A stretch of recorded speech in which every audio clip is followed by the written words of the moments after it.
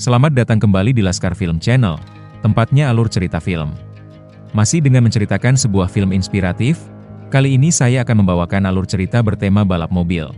Tentu saja balapannya dilakukan di sirkuit, sehingga banyak orang bisa melihat aksi dari setiap pembalapnya, untuk saling bersaing satu sama lain. Uniknya tokoh utamanya bukanlah pembalap terkenal, melainkan hanyalah seorang mekanik, yang ternyata bisa bersaing dengan pembalap terbaik.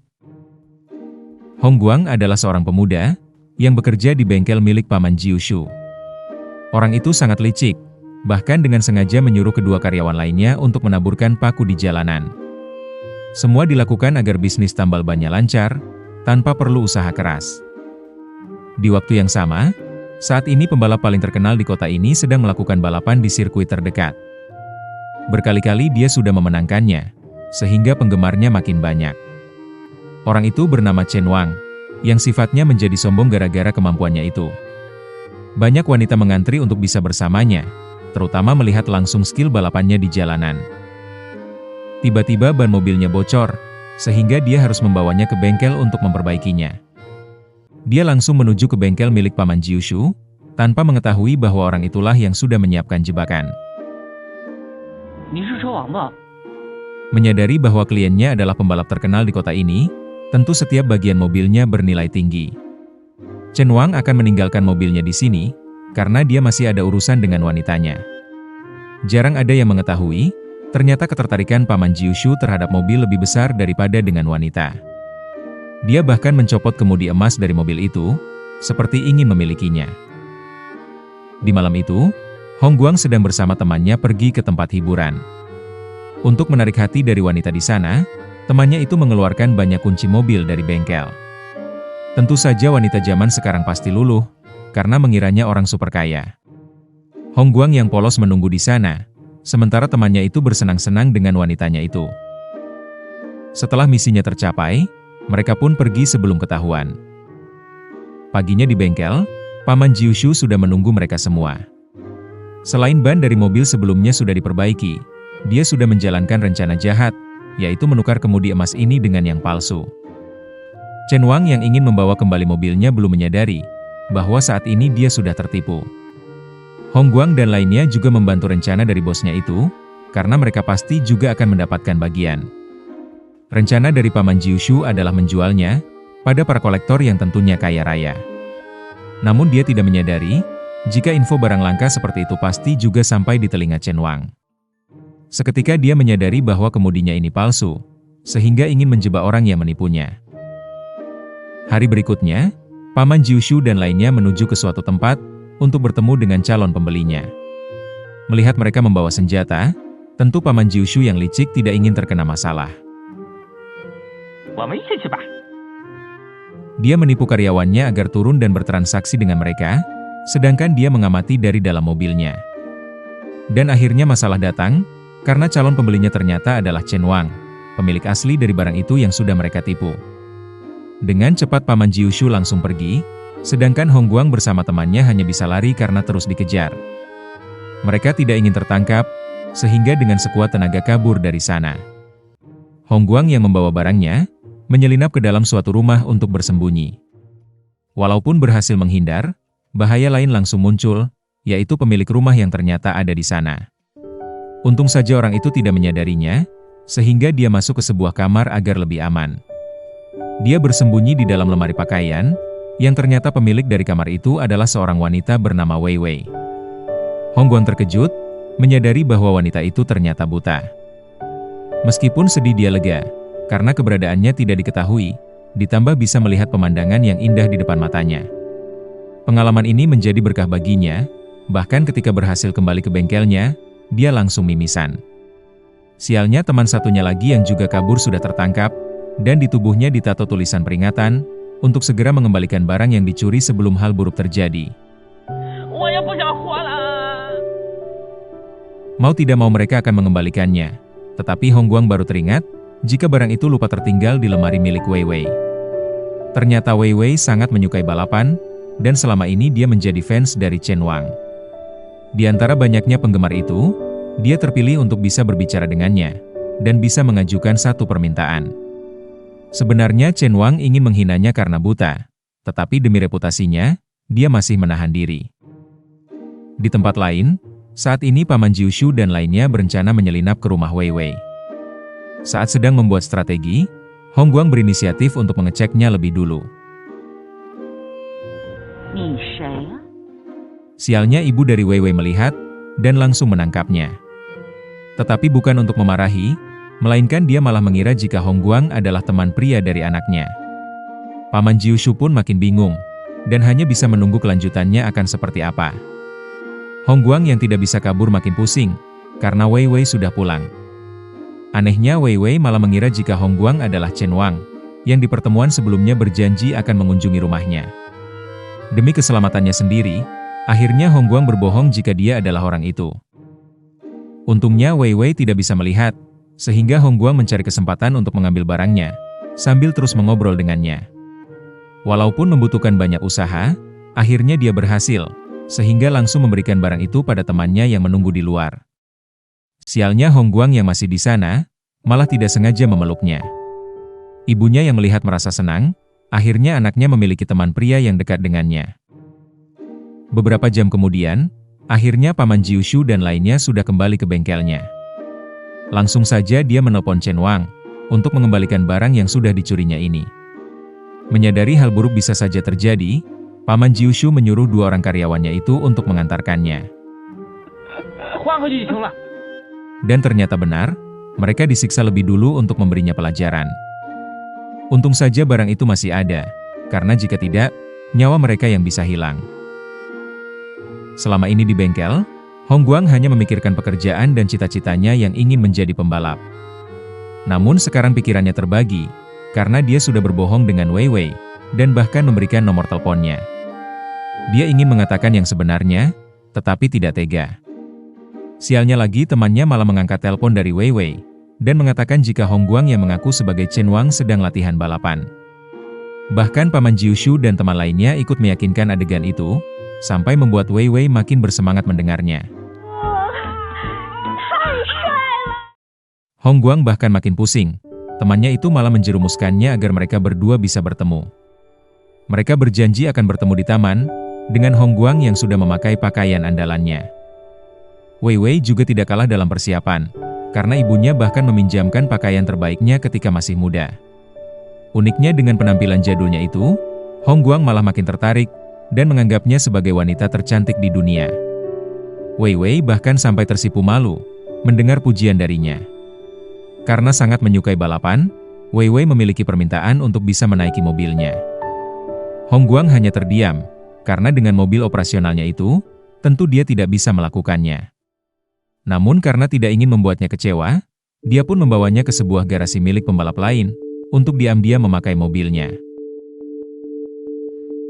Wei Wei pun sangat senang, akhirnya dia bisa menaiki sebuah mobil balap, bahkan sambil melakukan drift. Hongguang pun tidak menyesal dengan kebohongannya ini, karena ingin melihat wanita di sampingnya bahagia. Setelah dari tempat itu, mereka pun pergi ke tempat hiburan.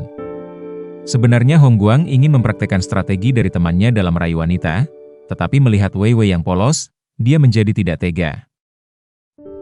Sialnya ketika dia pergi sebentar untuk memikirkannya, ternyata Chen Wang juga ada di tempat itu. Tentu karena dia terkenal, semua orang langsung menyadarinya. Wei Wei akhirnya salah mengira bahwa orang itu adalah Hongguang, dan bahkan menyorakinya. Anak buah dari Chen Wang tertarik padanya, sehingga membawanya untuk menemui bosnya. Melihat wanita itu ternyata buta, Chen Wang yang mabuk langsung menghinanya di depan umum. Sebenarnya Wei Wei tidak kaget jika dirinya dihina, tetapi dia kaget karena suara dari Chen Wang yang ini berbeda dengan yang dia kenal. Akhirnya dia sadar, jika Chen Wang yang bersamanya selama ini adalah palsu. Karena kebenaran sudah terpampang jelas, Hongguang pun ingin mengatakan yang sebenarnya.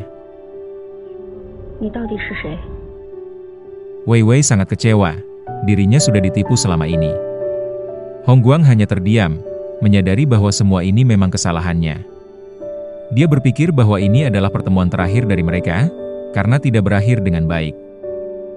Setelahnya Hongguang hanya terus merenung, teringat kenangan indah yang pernah mereka jalani. Ternyata Wei Wei juga memikirkan hal yang sama, karena ikut merasakan kenyamanan yang sudah diberikan. Kerinduan itu pun sudah tidak bisa terbendung, sehingga Wei Wei menelponnya dan mengajaknya untuk bertemu. Hong Guang sangat senang, kebohongan sebelumnya sudah dimaafkan, sehingga dia tidak perlu bersembunyi dengan identitas orang lain. Akhirnya mereka menceritakan tentang kehidupannya masing-masing, sampai dengan hobinya yang sama, yaitu tentang mobil dan balapan.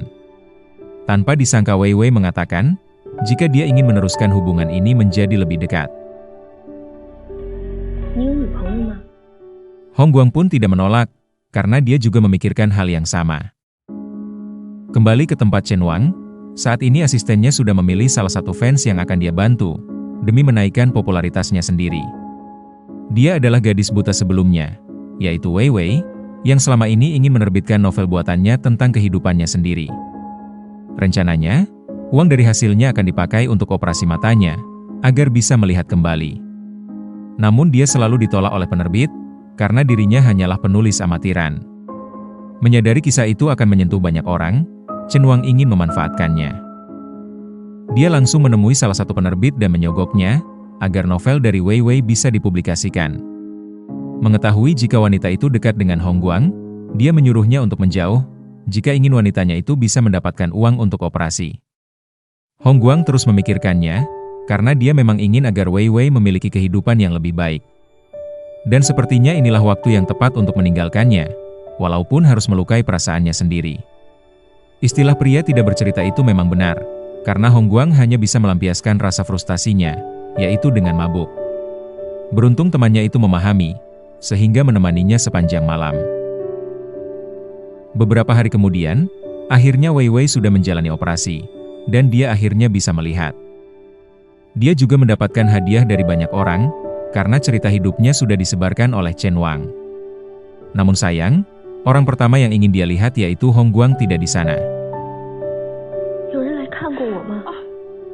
Selama ini, Chen Wang yang mengurus semuanya, bahkan dia juga ikut menunggunya di rumah sakit.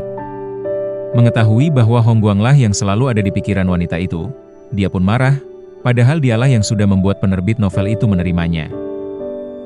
Wei Wei pun terkejut mendengarnya, apalagi setelah mengetahui tujuan dari Chen Wang yang sebenarnya.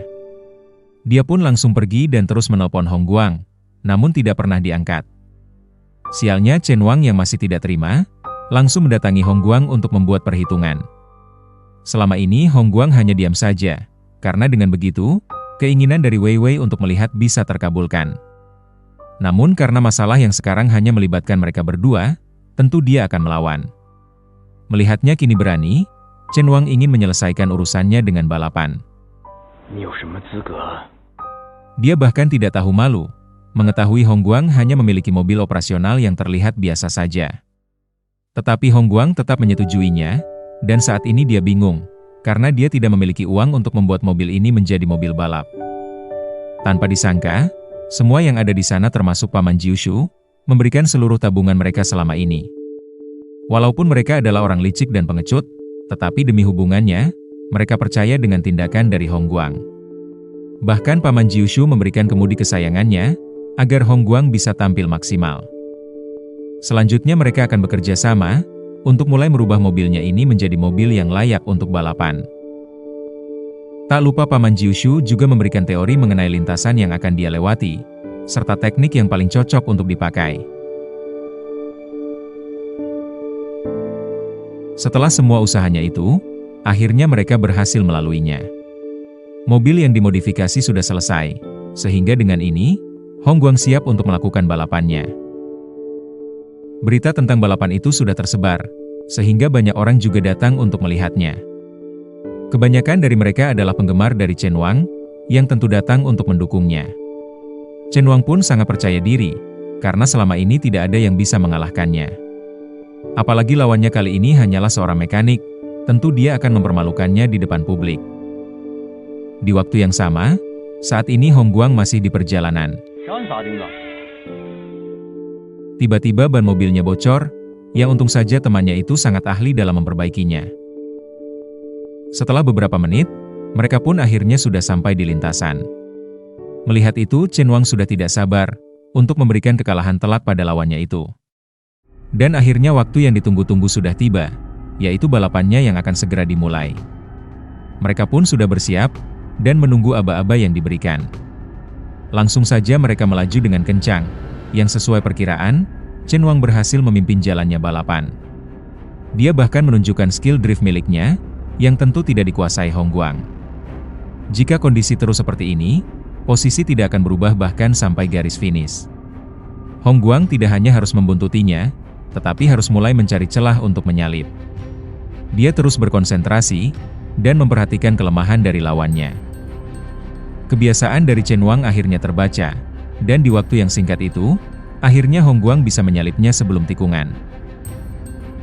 Chen Wang tidak terima, seorang mekanik biasa bisa membuatnya lengah seperti ini. Di lain pihak, saat ini tekanan yang tertuju pada Hong Guang makin besar, karena lawan di belakangnya terus menempelnya dengan ketat. Di sana akhirnya dia tergelincir, yang membuatnya langsung disalip. Namun Hong Guang tidak menyerah dan kembali menyusulnya, sambil mencari celah yang ada. Dia terus berkonsentrasi, dan mengeluarkan seluruh kemampuan yang dia miliki. Tiba-tiba Hong Guang teringat, dengan seluruh teori yang diberikan Paman Jiushu sebelumnya, mengenai lintasan dan jalur terbaik untuk melaluinya. Di dalam bayangannya, dia bisa menyusun strategi yang dibutuhkan, agar kecepatannya semakin maksimal. Sekarang dia sudah menemukan formula yang sesuai, dengan kondisi mobilnya di lintasan. Sedikit demi sedikit, Hong Guang merubah caranya dalam mengemudi. Saat ini dia mampu melaju dengan lebih efektif, bahkan kecepatannya bisa mengimbangi Chen Wang. Semua tidak menyangka, seorang mekanik yang bukanlah pembalap profesional, bisa menyulitkan pembalap terbaik di kota ini. Hong Guang bahkan bisa menyalipnya di tikungan ekstrim, yang tidak semua orang bisa melakukan teknik seperti ini. Dia pun terus melaju sampai garis finish, dan akhirnya menjadi juaranya. Kini berkat usahanya itu, Chen Wang sudah tidak meremehkannya. Dia bahkan mengakuinya sebagai calon lawan tangguh untuk kedepannya. Berita balapan itu akhirnya sampai di telinga Wei Wei, sehingga dia langsung pergi ke sana. Keinginannya hanya satu, yaitu bertemu kembali dengan satu-satunya pria yang sudah mengisi hatinya. Mereka pun akhirnya bersatu, dan film pun berakhir sampai di sini. Terkadang menjadi orang lain memang menyenangkan, tetapi itu bukanlah kebahagiaan yang sebenarnya. Walaupun tidak sempurna, menjadi diri sendiri akan lebih baik, apalagi tidak ada beban kebohongan yang harus ditutupi. Apabila ada yang mengetahui pesan lain dari film ini, silahkan tulis di kolom komentar. Semoga penonton sekalian menikmatinya. Dan tak lupa bantuannya untuk komen sebanyak-banyaknya. Like, share, subscribe channel ini, dan tekan tombol loncengnya. Karena hanya dengan kalian, channel ini bisa berkembang. Sekian dan terima kasih, sampai jumpa di film menarik berikutnya.